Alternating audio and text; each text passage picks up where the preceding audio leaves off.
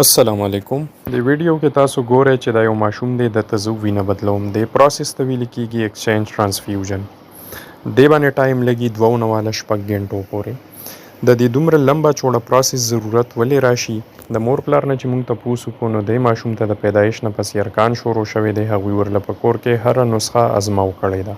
د هغې نه پسې 2-3 پیرې په دې کې دم له هم بوتې دی، دم کړی هم دی، د کور لایټونو ته هم ور مخامخ کړی دی، د هغې نه پسې نور ته هم په سحر کې ایکسپوز کړی دی. بیا چې کله ماشوم ته جټکه شروع شوې ده نو د جټکې نه پسې دی هسپټل ته ورسو. هسپټل کې چې کله مونږ د ټیسټ وکړو نو د زیړي لیول ډیر زیات هاي راغی او د هغې د وجې د دماغو ته نقصان رسېدلی دی او د هغې د وجې د باندې جټکه راغلی ده. وس مقصد مې دا دی چې کله تاسو سره داسې کیس وي نو ګوره نور مونږ هغه ماشومان او هغه میندو ته د نور باره کې وایو چې کله زیړی او عام لیول